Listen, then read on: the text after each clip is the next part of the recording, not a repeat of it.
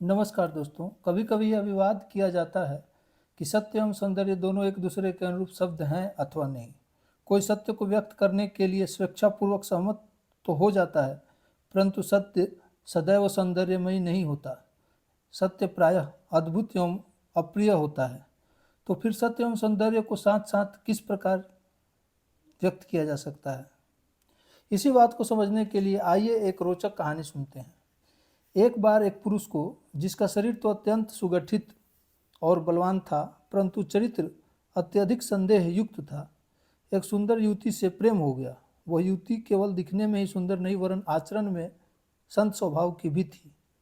अतः उसने इन प्रेम युक्त चेष्टाओं को पसंद नहीं किया, किंतु वह पुरुष अपनी कामुक इच्छा के कारण हठ पर अड़ा रहा। इसलिए उस युवती ने उस पुरुष से केवल 7 दिनों तक प्रतीक्षा करने की प्रार्थना की।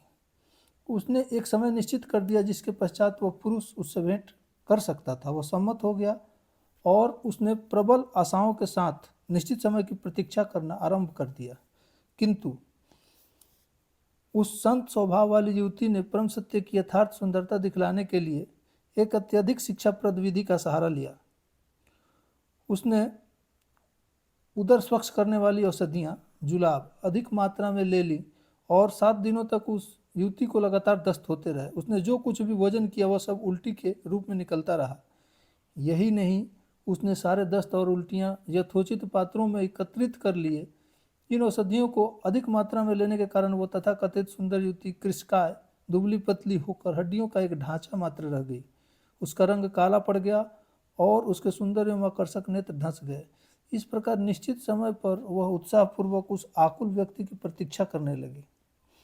वह व्यक्ति भली भांति सजा हुआ निश्चित समय पर उपस्थित हुआ और उसने प्रतीक्षा करती हुई कुरूप युवती से पूछा कि जिस सुंदरी से उसका मिलन होना था वह कहाँ है।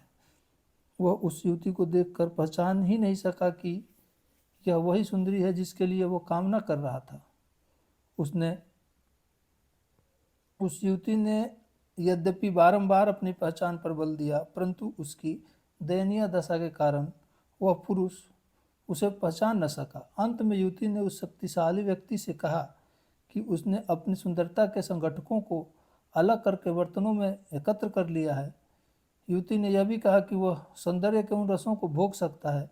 जब उस संसारी रसिक पुरुष ने सुंदरता के उन रसों को देखना चाहा, तो उसे वहां ले जाया गया जहां दस्त और उल्टी के द्रव एकत्रित और उसमें से असह्य दुर्गंध निकल रही थी। इस प्रकार दृश्य सौंदर्य की सारी कथा उस व्यक्ति को पता चल गई। अंततः उस संत स्वभाव वाली युवती की कृपा से वह निम्न चरित्र वाला पुरुष छाया और तत्वों में भेद जानने में समर्थ हो सका एवं उसको सद्बुद्धि प्राप्त हुई। उस व्यक्ति की स्थिति हम सभी लोगों के समान ही है जो मिथ्या भौतिक सौंदर्य के द्वारा आकर्षित हो जाया करते हैं।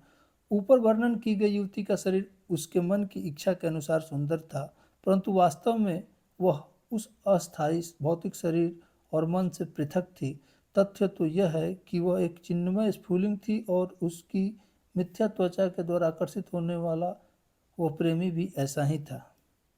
किंतु बाह्य सौंदर्य और सापेक्ष सत्य के आकर्षण के द्वारा भौतिकतावादी बौद्धिक और सौंदर्य उपासक भी मोहित हैं। ये लोग उस चिन्मय स्फुलिंग आत्मा से अपरिचित हैं जो एक ही साथ सत्य है और सुंदर भी। उम्मीद है आपको यह कहानी रोचक लगी होगी, अच्छी लगी होगी।